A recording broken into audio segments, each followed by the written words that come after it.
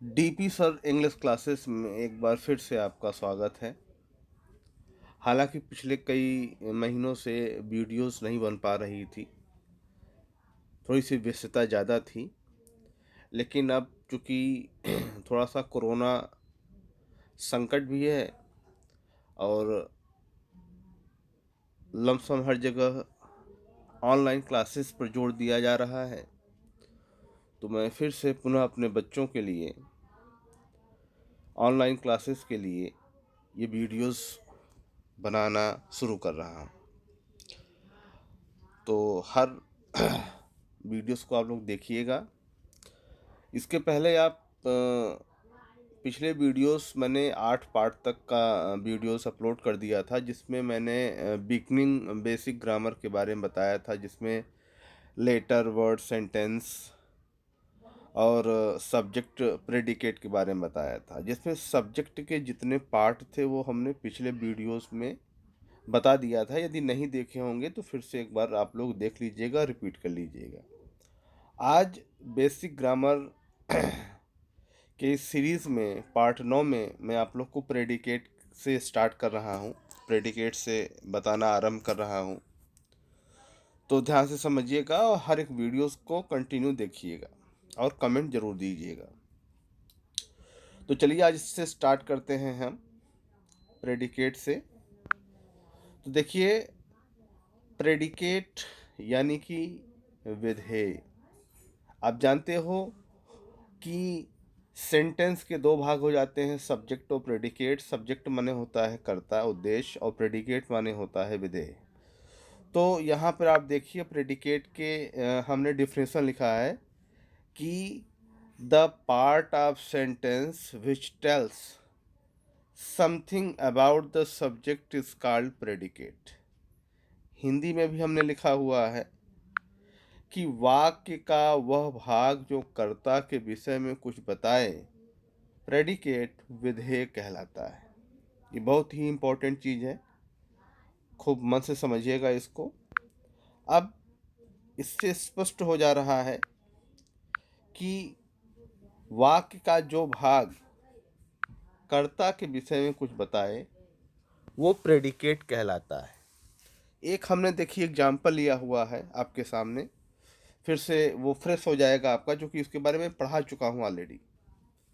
तो आप देखिए यहाँ पे कि she sings a song in the garden.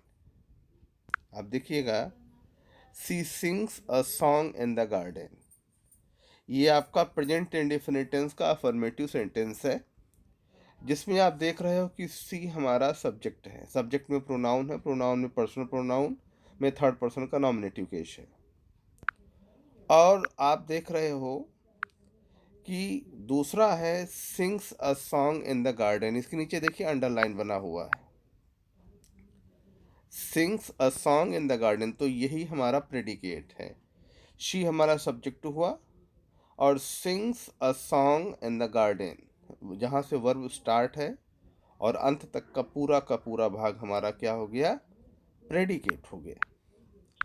तो स्पष्ट है कि प्रेडिकेट वह भाग होता है जो कर्ता के विषय में कुछ बताता है। यानी कि sings a song in the garden, वह बगीचे में एक गीत गाती है, ये पूरा अर्थ निकला।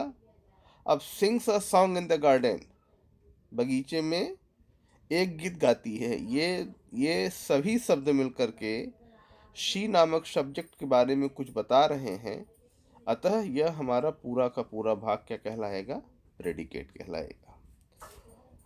स्पष्ट है कि आप लोग प्रेडिकेट समझ गए होंगे कि किसी भी वाक्य में जहाँ से क्रिया शुरू होती है और अंत तक का भाग हमारा प्रेडिकेट कहलाता है, और वही भाग कर्ता के विषय में बतलाता है। तो यह चीज़ मैं ऑलरेडी पढ़ा चुका हूँ, फिर से मैं रिपीट कर दे रहा हूँ। अब देखिए प्रेडिकेट हो गया। अब आप देखिए कि प्रेडिकेट के पार्ट्स कितने होते हैं। आप देख रहे हैं पार्ट्स ऑफ प्रेडिकेट। तो प्रेडिकेट के 4 पार्ट होते हैं।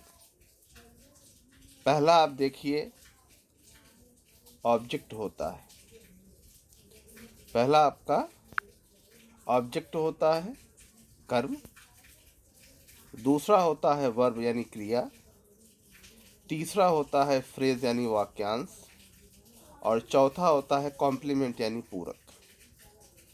तो आप लोगों ने यह समझा होगा कि पार्ट्स ऑफ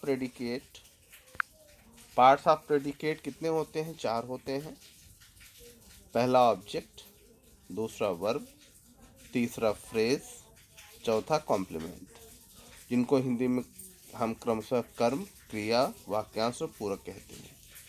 अब इन सब के भी पार्ट्स होते हैं, तो एक एक पार्ट्स को मैं हर अलग अलग वीडियोस में आपको बताऊंगा, इसलिए आप हर एक वीडियो को कंटिन्यू देखते रहिए।